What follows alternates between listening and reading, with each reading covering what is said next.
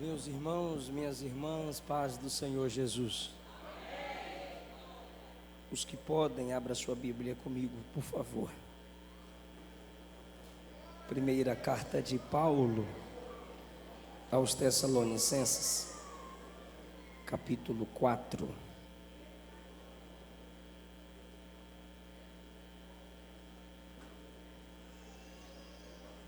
Primeira carta de Paulo aos Tessalonicenses. Abra sua Bíblia na primeira carta de Paulo aos Tessalonicenses, capítulo 4.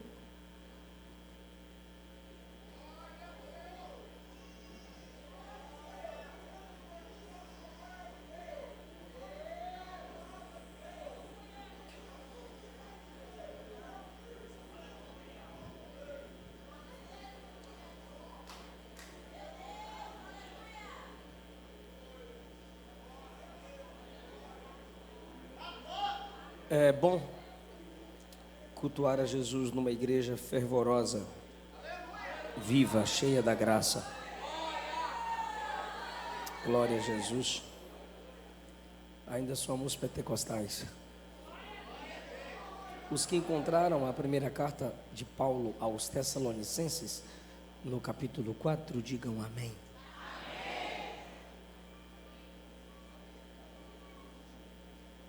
Leiamos a partir do versículo 13. Irmãos, não queremos que vocês sejam ignorantes quanto aos que dormem, para que não se entristeçam como os outros que não têm esperança. Se cremos que Jesus morreu e ressurgiu, cremos também que Deus trará mediante Jesus e com Ele aqueles que nele dormiram. Dizemos a vocês pela palavra do Senhor que nós, os que estivermos vivos, os que ficarmos até a vinda do Senhor, certamente não precederemos os que dormem. Pois com alarido, voz de arcanjo e com a trombeta de Deus, o mesmo Senhor descerá dos céus, e os mortos em Cristo ressuscitarão primeiro. Depois nós, os que estivermos vivos, seremos arrebatados com eles nas nuvens, para encontrar com o Senhor nos ares. E assim estaremos para sempre com o Senhor. Consolai uns aos outros com estas palavras. Eu quero expressar a minha alegria por estar com vocês nesta linda festa, 81 anos das Assembleias de Deus em Candeias. Pastor Hugo, missionária Iraci, bom revê-los como Deus os tem sustentado, os mantido com muita graça. O pastor Hugo me pastoreou ali na cidade de Ilhéus, e agora eu posso pregar em mais um campo onde esse homem de Deus lidera. Ao vereador Gil, que com muito carinho, muito cuidado me recebeu. Meu muito obrigado a ti e a toda a sua família. O irmão é isso aí. Que Jesus continue guardando sua vida, sua família, te conduzindo com muita graça e sabedoria. São muitos dias de festa e o pastor disse: você caiu bem no dia dos jovens. Aleluia. Aí ele disse: aproveita, porque os jovens são fortes e a palavra de Deus está neles. Queridos irmãos, a ideia da segunda vinda, e quando dizemos segunda vinda, estamos colocando a vinda de Cristo para o seu povo em glória, concernente ao arrebatamento, pois ele precisa vir para que a igreja vá. Do mesmo modo como ele precisou ir para que o Espírito viesse, ele precisa voltar para que a igreja vá. Esta ideia do arrebatamento da igreja provocou dois problemas na igreja de Deus em Tessalônica. O primeiro problema foi uma preocupação com os mortos. Tá bom, pastor Paulo, desde a carta aos Coríntios tu tens dito sobre a volta de Jesus. Também temos lido os textos dos evangelistas sobre os sermões proféticos de Jesus. Também lemos que no Antigo Testamento há mais referências da segunda vinda de Cristo do que no Novo. Isso entendemos, apóstolo Paulo. Mas os que morreram, qual é a situação deles? O segundo problema que a igreja em Tessalônica enfrentava concernente à vinda do Senhor era: sabemos que Ele vai vir em nosso tempo, e o que vai acontecer conosco que estamos vivos? Então vocês perceberam que haviam dois problemas. O primeiro problema era uma preocupação com os que morreram em comunhão com Cristo. O segundo problema era não saber o que aconteceria com eles vivos. Será que só esse Cristo viria em glória? E como que eles poderiam suportar tal glória neste corpo? A igreja tinha essas dúvidas, e Paulo doutrinará esta igreja escatologicamente para resolver esses dois problemas. Então a igreja não tinha segurança escatológica a respeito daqueles que já morreram, e eles também não tinham segurança escatológica a respeito do que aconteceria com eles vivos, porque eles pensavam que Jesus já estava às portas. Isso é bom, porque a gente deve viver como se tivéssemos recebido Cristo ontem e como se Ele fosse voltar hoje. Perigoso é quando nos comportamos como se Jesus nunca fosse voltar. Só que a escatologia é um campo profundo demais, e quanto mais você cava, você se aprofunda, e tem que ter cuidado para você não ficar lá no fundo. Então eles pensam: Jesus está às portas, por isso devemos nos manter vigilantes. Amém? Mas os mortos que morreram em comunhão com Ele foram para onde? Viram como que acontece com eles. E nós que estamos esperando essa vinda gloriosa, esses impactos que haverão, como Mateus 24 promete, Ezequiel, Isaías e Daniel viu, o que acontecerá? Como que nosso corpo suportará? Se Moisés diante do fogo da sarça esconde o rosto, Elias diante de terremoto, fogo e vento fica na caverna, se Daniel desmaia diante de um anjo, João cai como morto diante do Cristo glorificado. Então, o que acontecerá com os mortos e o que acontecerá com os vivos em sua vinda?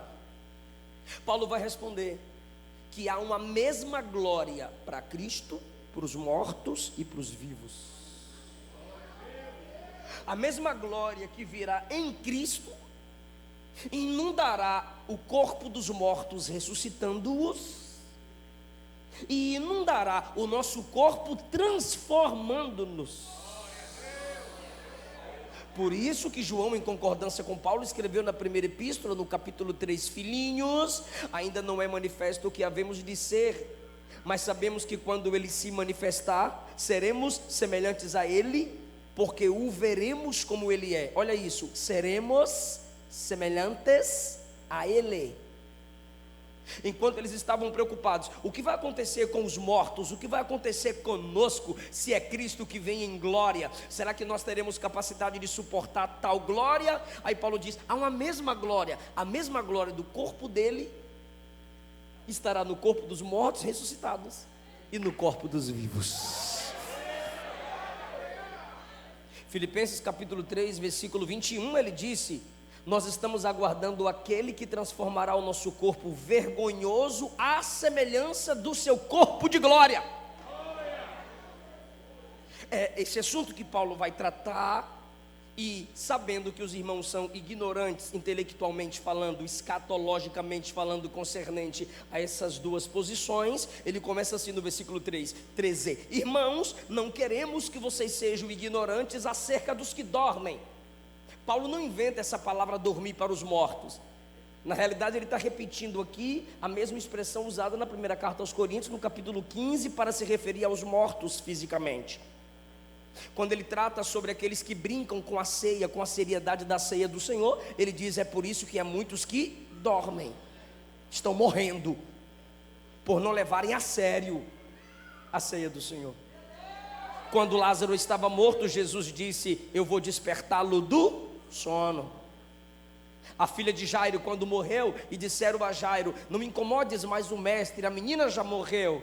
Jesus disse a Jairo: não temas, crê somente. E quando ele chega na casa, ele pergunta: para que tanto alvoroço? A menina não está morta, ela está dormindo.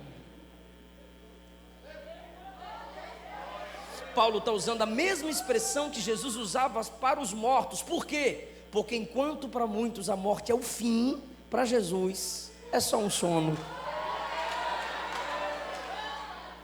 Ele pode despertá-los do sono.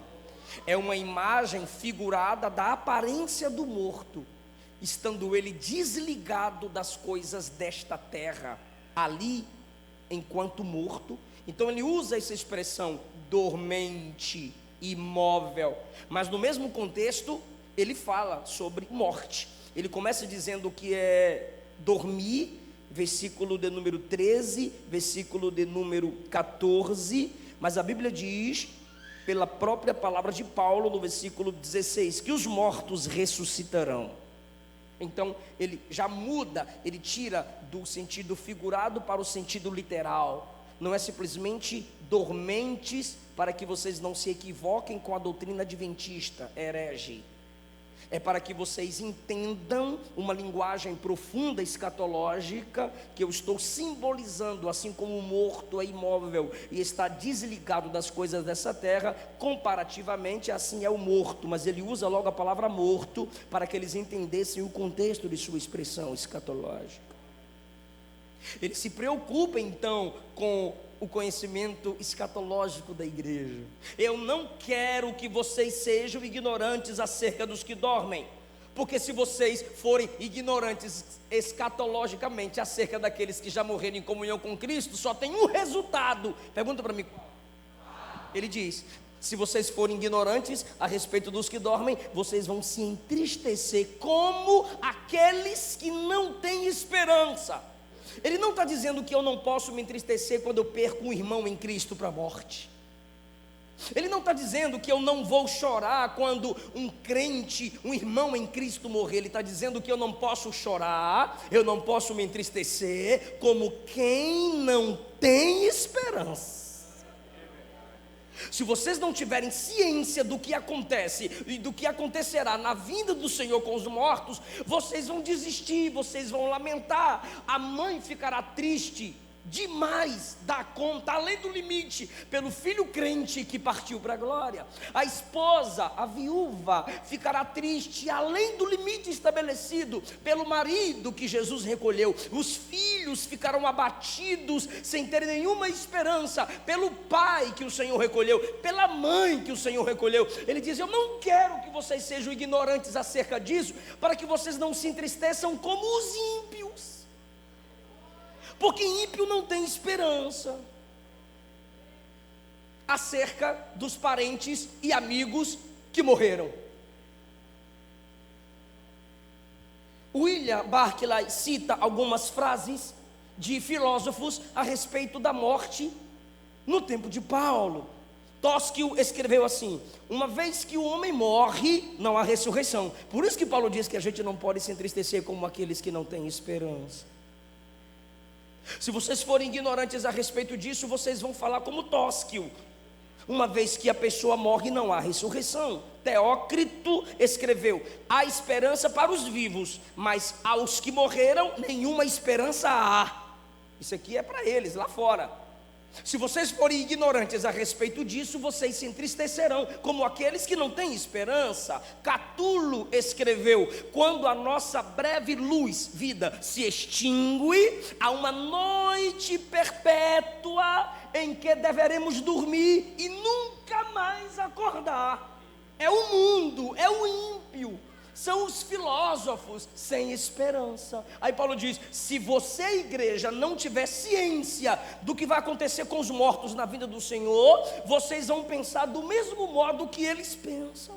Catulo escreveu, já foi a de Catulo.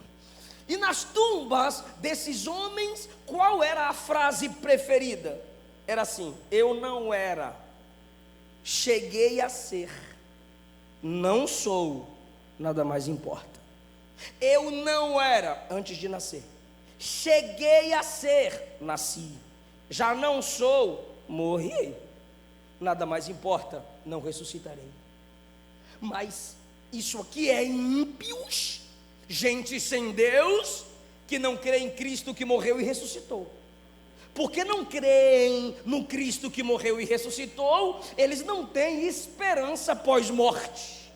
Aí Paulo diz: se vocês não prestarem atenção no que eu estou escrevendo, se vocês não meditarem no poder escatológico de Cristo sobre aqueles que morreram em comunhão com Ele, vocês também estarão sem esperança. Então, diante da morte, o pagão não tinha o que fazer, não tinha o que crer, não tinha em que esperar. Aí Paulo diz, resumindo, ele diz no 14: se você viveu em comunhão com Cristo, e em comunhão com Cristo você morreu, ainda que esteja morto, você permanece em comunhão com Cristo.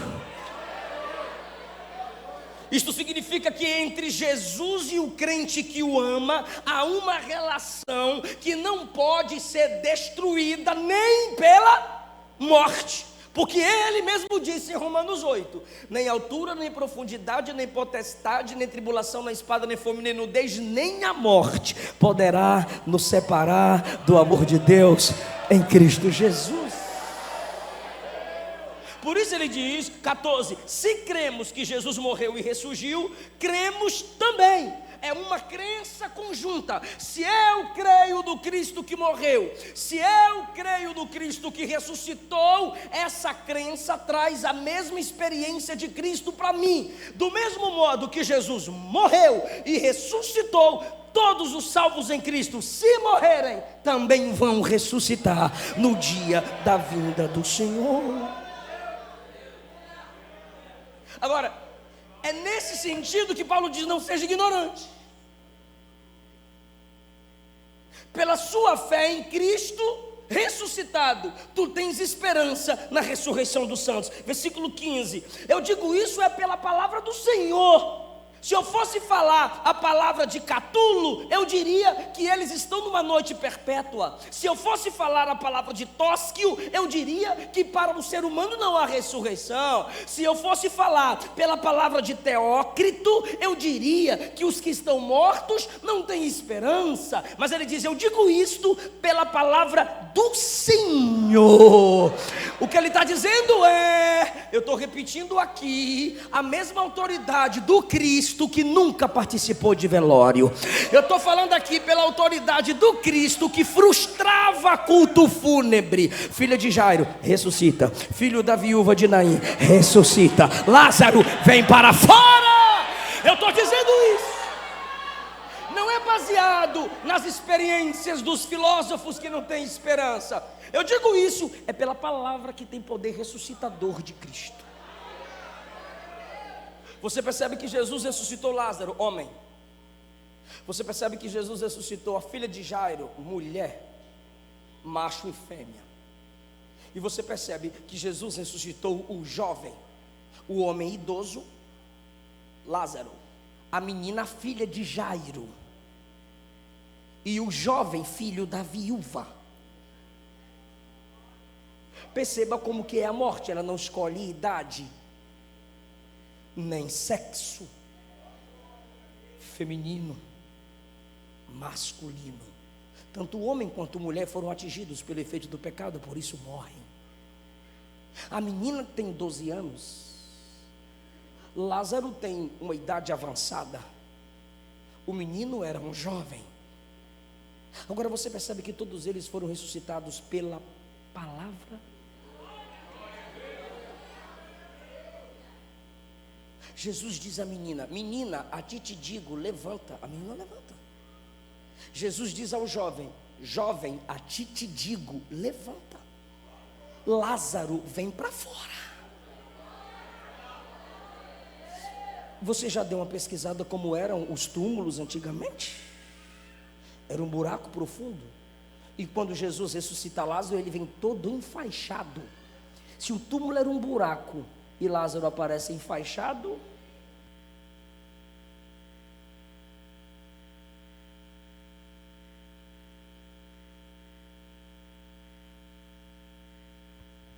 está vermelho, irmão.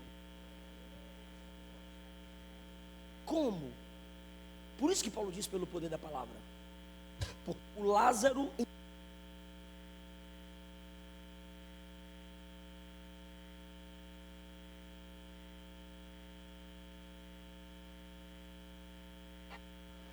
Alô, alô, alô. Alô, alô, alô.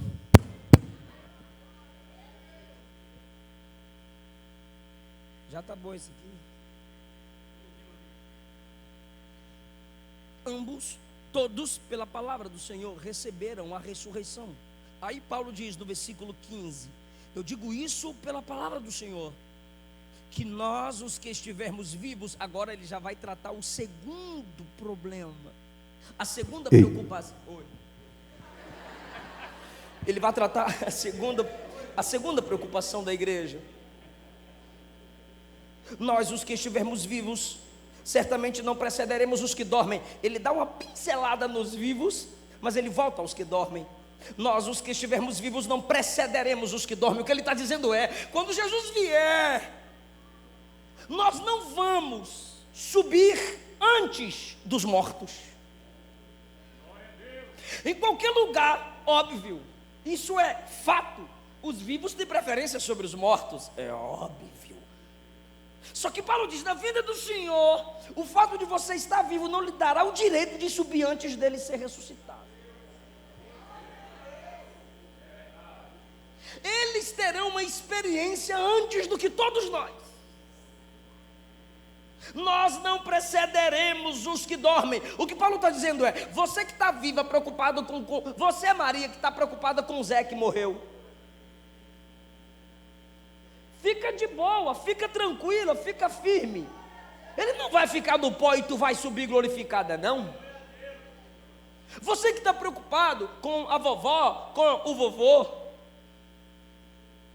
vocês vivos, a igreja que ficar viva na vinda do Senhor, está dizendo Paulo, não precederá, não irá antes dos que morreram em Cristo.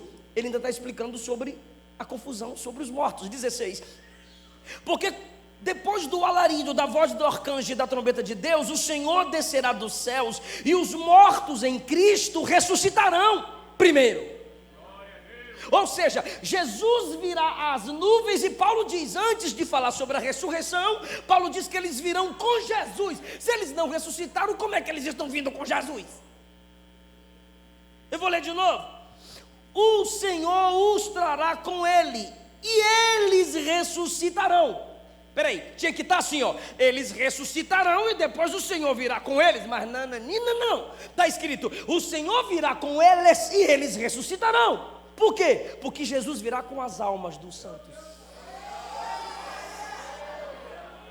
E quando Jesus vier com as almas dos santos em glória, não importa o jeito que morreu, não importa a condição que o corpo estiver, não importa. Pode estar no pó, não tem problema. Ele não fez Adão do pó. E o mesmo que tem poder para fazer, tem poder para refazer.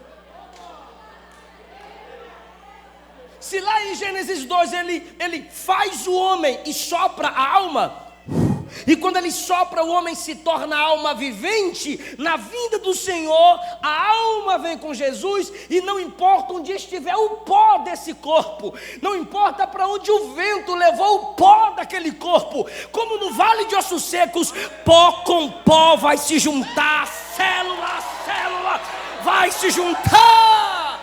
Quando o corpo se recompõe, dada a palavra de ordem, a alma desce, o corpo sobe, e no encontro, como aconteceu com Adão, no encontro da alma com o corpo, vivo.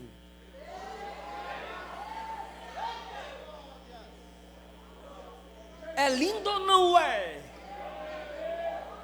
Agora olha o que é mais chique. Ressuscitam primeiro. Me ajuda, para de graça. Ressuscitam primeiro, repete. Mas não sobe primeiro não. Porque aos vivos, Paulo disse, nenhum vivo vai subir antes deles. Mas também nenhum morto sobe antes dos vivos. Ué, pastor, então como é que vai acontecer? Tu vai dar glória? Então eu vou ler. Dada a palavra de ordem com voz do arcanjo ressoar da trombeta de Deus, o Senhor descerá com eles, e os mortos ressuscitarão primeiro, depois os que estivermos vivos seremos arrebatados juntamente com eles. Paulo está dizendo, ninguém vai primeiro, não vai ter disputa. Até no dia do arrebatamento é unidade. Até no dia do arrebatamento tem que ser junto.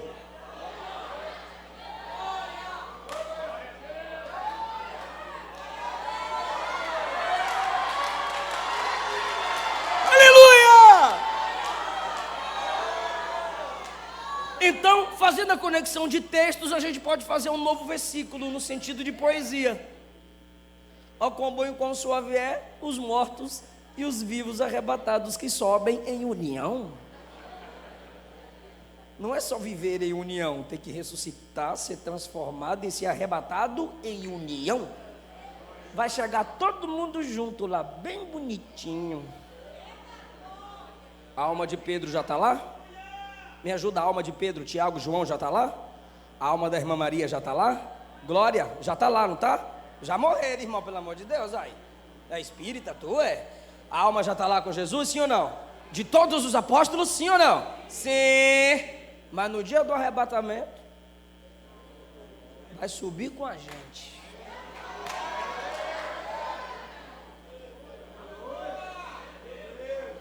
Está no texto ou não está? Está no texto ou não está, galeria? Pode até ressuscitar primeiro, mas subir antes não sobe. A experiência corporal dos mortos será primeiro. E aí, meu irmão? Túmulo se abrindo. Terremotos para que túmulos se abram. Como aconteceu na morte de Jesus. Terremoto e túmulo se abrindo. Mas pastor, não entra na minha cabeça. Se tu tentar entender, tu fica doido, só crê. Mas está aqui, ó, pela palavra do Senhor. Foi falando que ele disse, haja, haja, haja, haja. Olha o efeito da palavra na sua vida. Ah, irmão!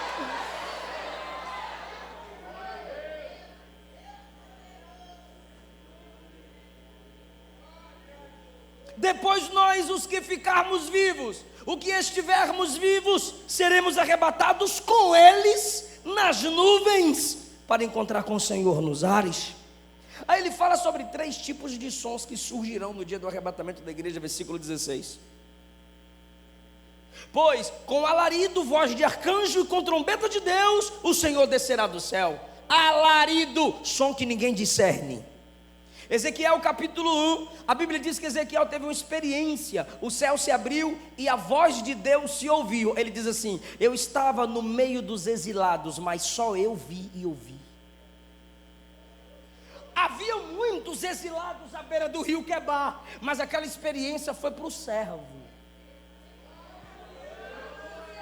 João 12, Jesus disse assim, Pai, glorifica o teu nome, glorifica o teu filho. E o pai respondeu, já o glorifiquei e o glorificarei ainda mais.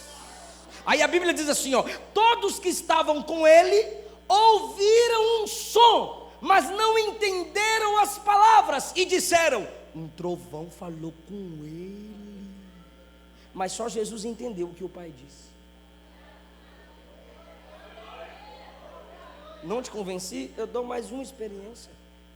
Atos 9: Saulo, Saulo, por que me persegues? Quem és tu, Senhor? Eu sou Jesus, quem tu está perseguindo. O que o Senhor quer que eu faça? Não vou falar agora não. Levanta, entra na cidade, lá te será dito o que eu quero que tu faça. Aí ele diz assim: os que estavam comigo ouviram o som, mas não viram nada.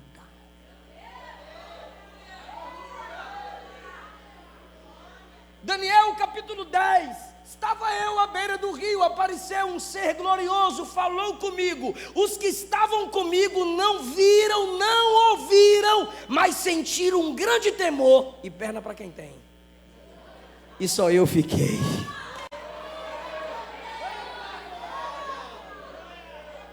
Alarido, som que ninguém discerne. Imagine a Nova Jerusalém descendo sobre nossa atmosfera. Tu lembra da descida do Espírito em Atos 2? Irmão, não entrou vento no cenáculo balançando os cabelos, os vestidos dos irmãos, não. Não.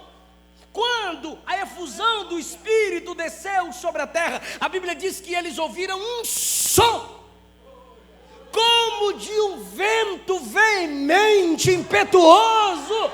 Era a descida, era o impacto da presença do Espírito chegando na terra para nunca mais sair da igreja. Som. Aí os que não foram cheios do Espírito ficaram do lado de fora. Olha, que é isso, que é isso? Olha, tudo bêbado, tudo bêbado. Não discerniram. Haverá um tipo de barulho no dia do arrebatamento. É a Nova Jerusalém atingindo a nossa atmosfera. Ele virá com a voz do arcanjo.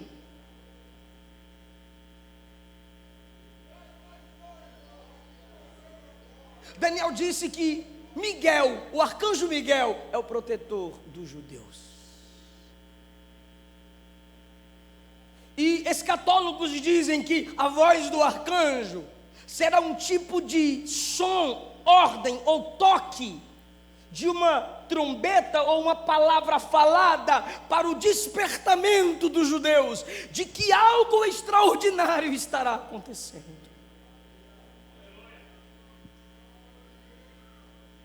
Mas o que me importa é o último som. Primeiro é o alarido, segundo é a voz de arcanjo, terceiro, trombeta de Deus. Vou repetir porque eu gostei do aleluia do pastor. Trombeta de Deus. Isso aqui, para mim, particularmente falando, é o mais importante para a igreja. Porque a trombeta é de quem? Gostei. A trombeta é de quem? O Espírito que habita em nós veio de quem? E o espírito humano dentro de nós é o sopro de quem? Então imagine agora, quando essa trombeta tocar lá, aqui dentro algo vai dizer: eu conheço esse som. Eu sei de onde está vindo esse som. Você está ouvindo, maninha? Eu estou ouvindo, minha filha. E o filho desviado, não estou ouvindo é nada. Ah, tu também está desviado. Tu está ouvindo, painho? Eu estou. Que som maravilhoso é esse? Ai, irmão. Por que essa trombeta vai tocar? Para despertar os mortos. Para chamar os crentes de todo mundo. De todo mundo, um som só, chamando os crentes mortos e vivos. E o crente batizado vai falar em línguas, e o crente quebrantado vai chorar. Haverá um avivamento debaixo desse som que tu nem imagina.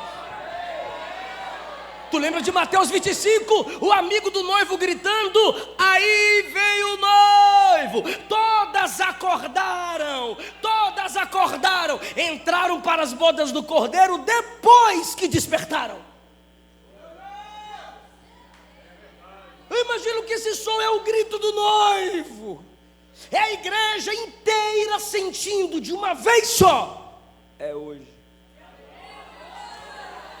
É hoje. Aleluia. Cholaramandara chorandalarabahai. 1 Coríntios capítulo 15, versículo 53, 51. Eis que vos digo um mistério: nem todos dormiremos, mas todos seremos transformados. No momento, no abrir e fechar de olhos, ao som da última trombeta. Pois a trombeta soará, os mortos ressuscitarão incorruptíveis, e nós seremos transformados. Pois é necessário que aquilo que é corruptível se revista da incorruptibilidade, e aquilo que é mortal se revista da imortalidade. E quando isso que é corruptível se revestir da incorruptibilidade, isso que é mortal se revestir da imortalidade, então se cumprirá a palavra escrita: tragada foi a morte na vitória. Onde está, ó morte, a tua vitória? É como se o morto ressuscitado e o crente transformado dissesse: eu quero ver a morte me vencer agora. Nem o pecado, nem a morte terá mais efeito sobre o meu corpo.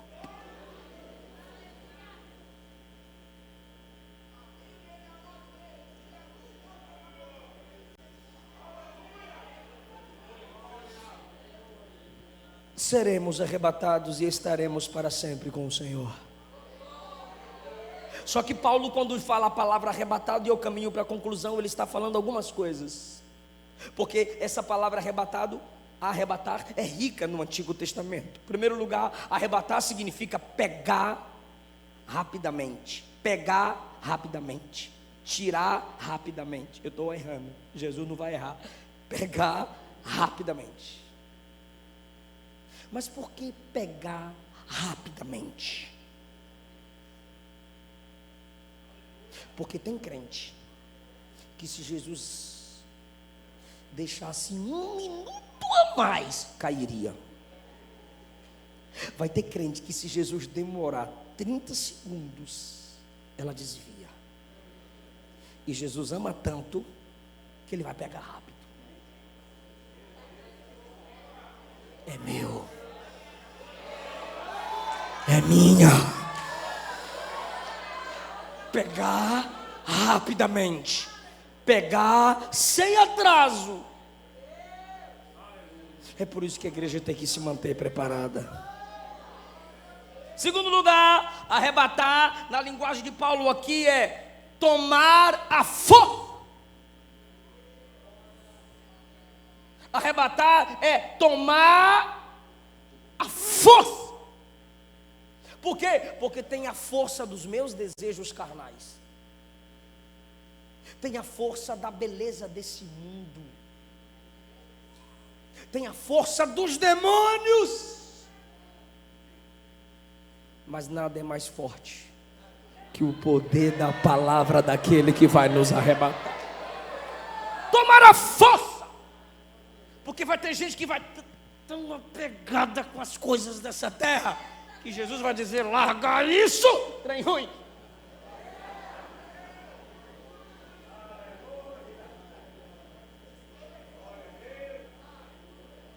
A força. Quem não vem pelo amor, vem pela força. Ninguém vai nos impedir de ouvir o toque da trombeta e subir no dia do Senhor. Ninguém. Esse significado é o mais importante, pelo menos para mim, pessoalmente falando, porque os estudos da escatologia, você sabe que tem muita coisa que você pode entender e tomar para si, particularmente falando, desde que não fira os princípios da hermenêutica. Arrebatar é tomar para si. Eu começo e você conclui. Arrebatar é tomar para si. É Jesus me dizendo: eu não vou te levar para um lugar, eu vou te levar.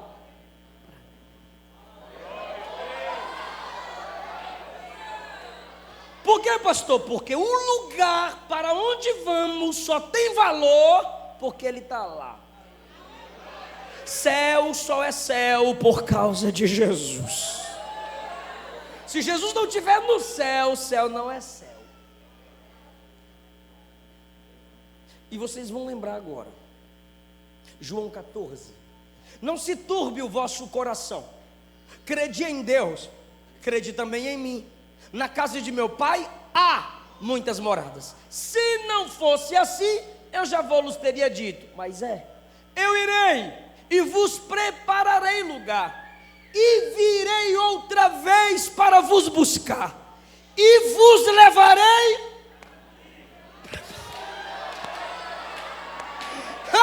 Irmão, adore a Ele. E vos levarei para mim mesmo, porque onde eu estiver, vós estejais também.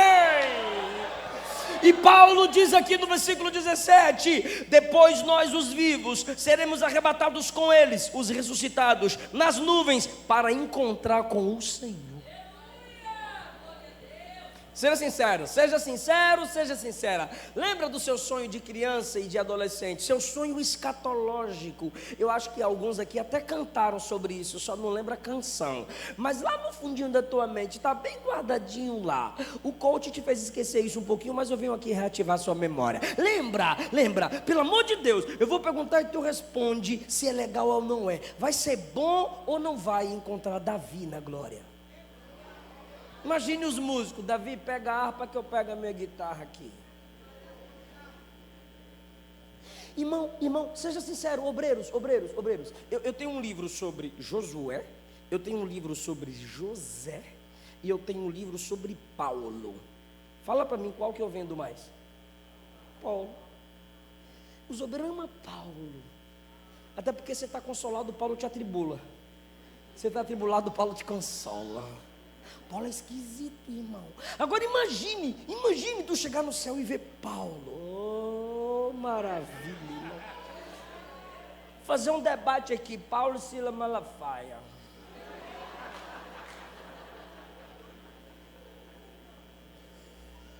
Imagine tu ver Jacó na glória. Jacó, Deus é bom, né? Para tu estar aqui, Deus é bom, né?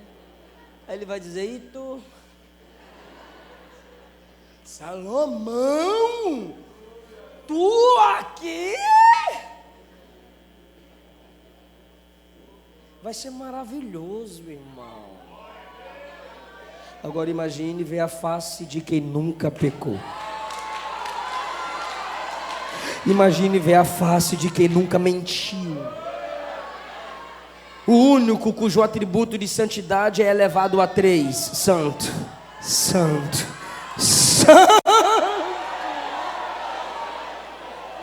Davi, o homem segundo o coração de Deus. Jacó, o pai da nação. Paulo, o maior plantador de igrejas e o maior missionário. Pedro, aquele que abriu as portas do evangelho para os judeus no dia de Pentecostes. Todos esses são grandiosos, mas Jesus é maior, é perfeito, é lindo.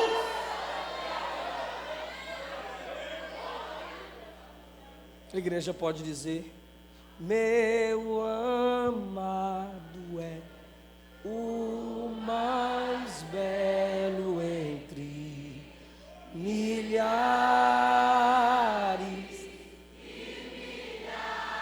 Fala para ele: meu amado é o mais belo entre milhares.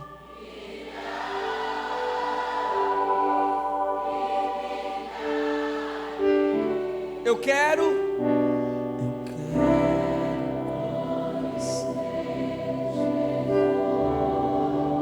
imagine isso.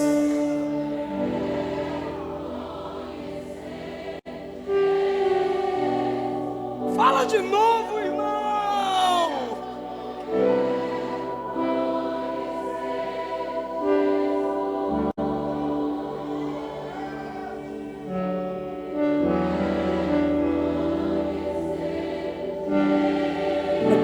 que João deitou, as mãos que os discípulos seguraram, o rosto que Maria tocou, a face que o cego de Jericó viu ao abrir os olhos, aquele que Zaqueu recebeu em casa, só que agora glorificado, olhando para você e dizendo: vem, bendito de meu Pai,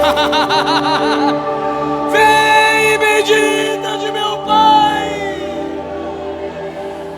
Quem pode adorá-lo? Quem tem saudade, irmão? Só o Evangelho faz isso. Eu tenho saudade daquele que nunca vi. Eu amo aquele que eu nunca vi pessoalmente, mas o Espírito dele me enche de desejo de vê-lo. Eu quero ver Jesus.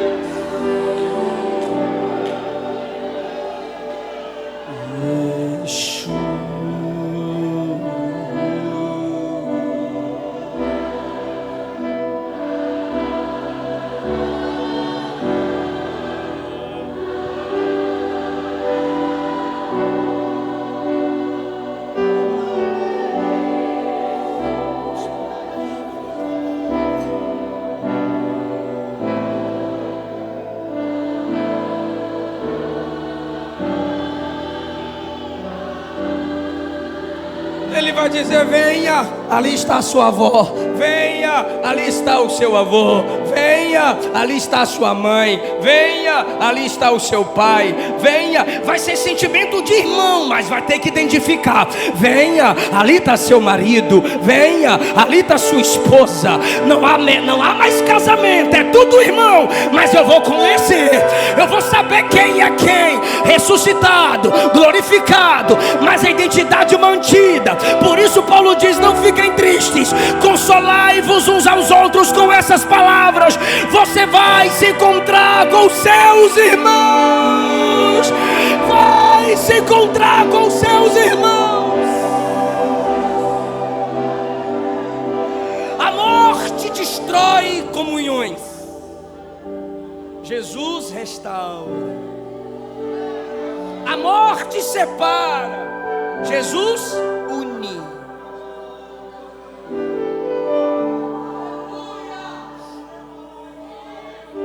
Eu vou encontrar minha avó que não me deixava ir para a ceia sem jejuar.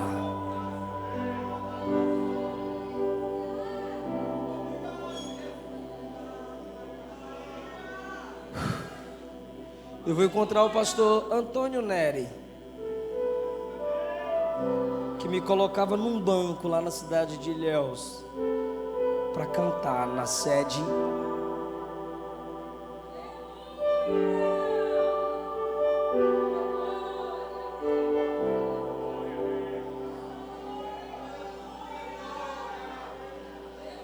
Eles estão com Cristo, e um dia nós estaremos com Cristo e com eles. Aí Paulo conclui, e eu também: consolai-vos uns aos outros com essas palavras. Ele está dizendo: fala para a irmã Maria, eu sou pentecostal, irmão, deixa comigo. Fala para a irmã Maria que o Zé está bem. Fala para o João que a Maria está bem. Consola eles aí. Haverá o reencontro. Paulo não poderia mandar eu me consolar se eu não fosse reconhecer meus amados. Sem dor, sem enfermidade,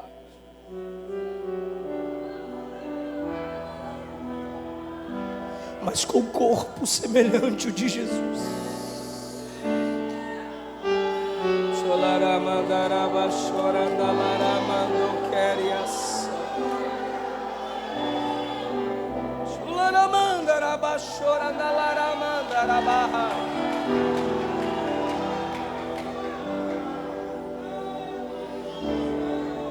Você lembra que no Monte da Transfiguração apareceu Moisés e Elias e os discípulos disseram para Jesus: Senhor, olha quem está aqui, Moisés e Elias.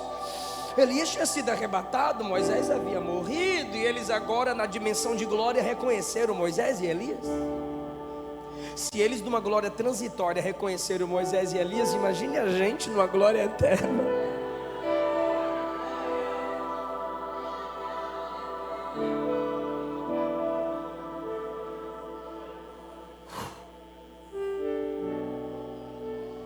Filha, você venceu. Pai, eu venci. Meu irmão, você venceu. Eu venci. Isso é o céu, irmão. Isso é o céu, irmão. Fica em pé.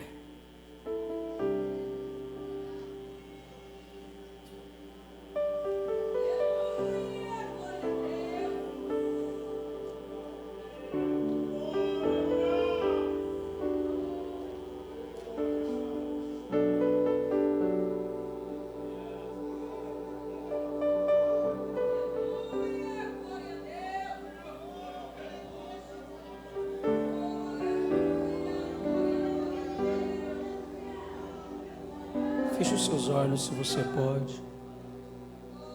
Segura na nossa mão, Jesus. Não nos deixa cair. Não nos deixa abrir mão do seu evangelho. Sustenta a nossa fé até o fim.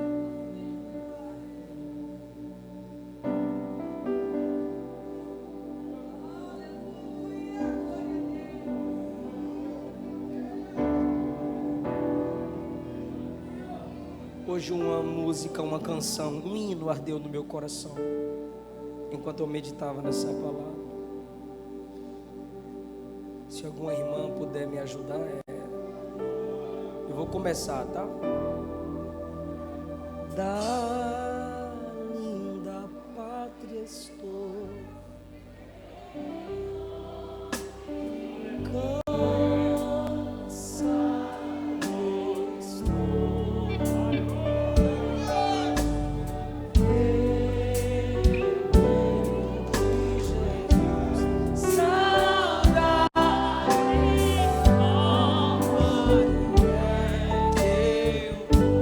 passarinhos, belas flores. Passarinhos, belas flores, vem cantar. São os terrestres esplendores, mais contemplo. Jesus me deu. Jesus me deu a sua promessa, me vem buscar. Meu coração está com pressa. Meu coração está com pressa. Eu quero já. Se humilhe, meus pecados foram muitos.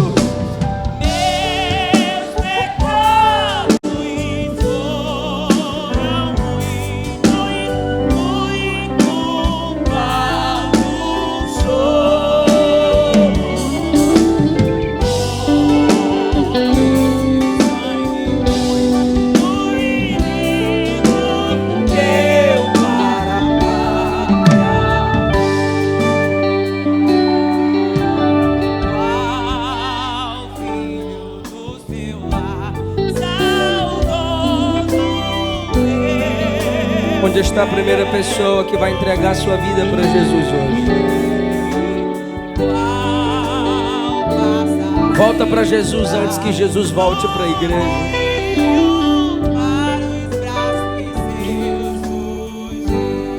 Ou você que nunca confessou Cristo como seu único Senhor e Salvador,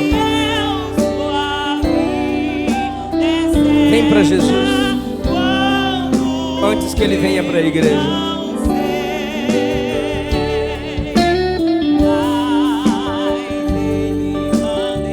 primeira pessoa que vai entregar sua vida para Jesus, eu quero orar por você. Saia do seu lugar e alguém vai te acompanhar até aqui à frente. Jesus te ama. Jesus te chama. Quer salvar você. Quer perdoar você. Quer lavar você.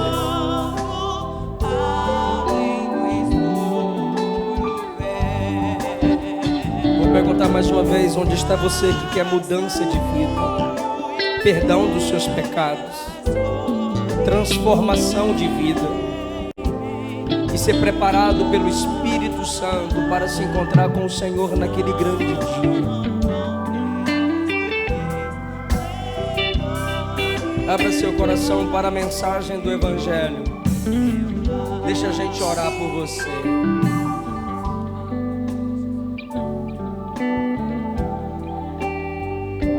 Saia do seu lugar, porque Jesus quebra correntes espirituais. Jesus escreve o seu nome no livro da vida. Jesus transforma o seu ser e te torna uma nova criatura.